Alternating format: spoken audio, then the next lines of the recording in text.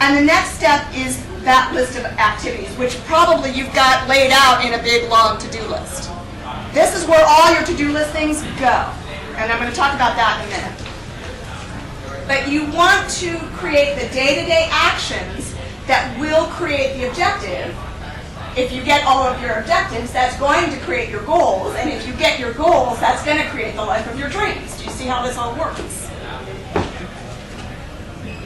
Most objectives have 2 to 3 activities minimum. If you have an objective that's only one thing, it's probably not an objective, it's probably an activity. And there's probably a bigger objective that you're not seeing or not thinking about. Does that make sense to you guys? Okay. All right, and actually before I go to this, is there any questions? Because I know I whipped through this really quickly. Any questions about this? Yeah? Can you actually just go back to that slide for a second? I just closed. Okay. Okay. Yeah. And could you describe what a sample objective might be? All right, well, let's go back to that weight loss goal. Okay? Size for my hot red suit. Okay? That's your goal, though. That's my goal. My objectives might be to, my objectives for that might be that I am working out 4 days a week. The actions for that might be to join a gym, might be to buy some new workout clothes because mine are in tatters.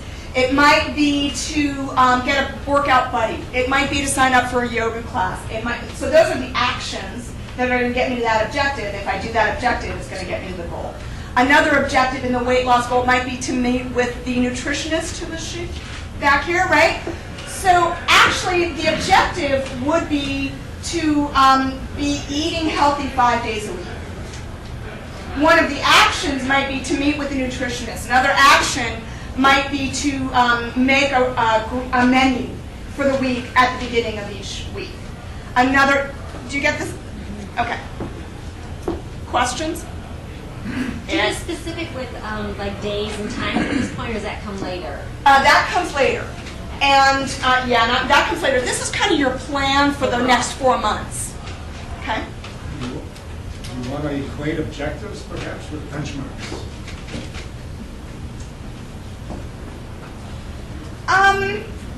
Possibly.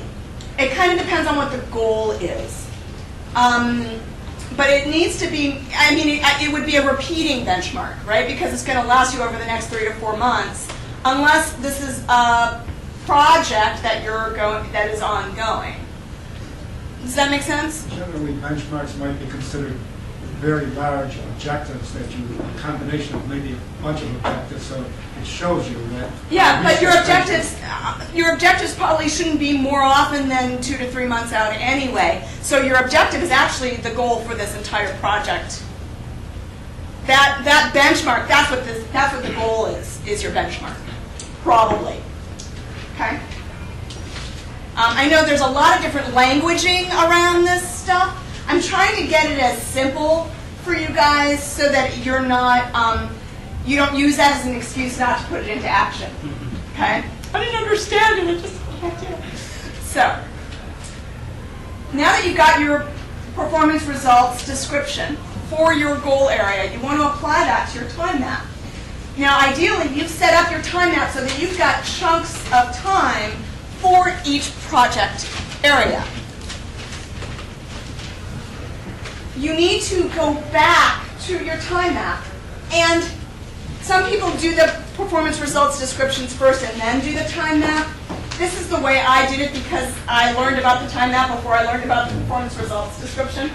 There's no right or wrong. Some people start with the to-do list and work their way up. I've had people start with the to-do list and slot them into and say, oh, well, if I'm going to do this and this is the objective. And if I get these objectives done, this is the goal. So whichever makes the most sense for you.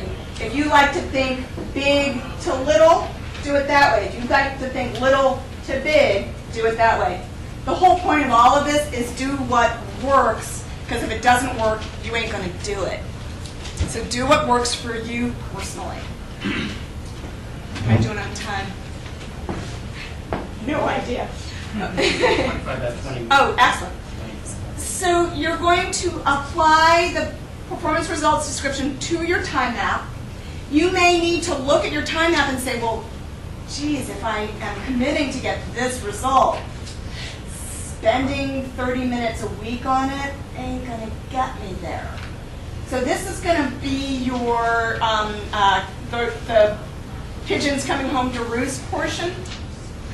If you've got real big ideas, but you don't schedule the time to get them done, guess what?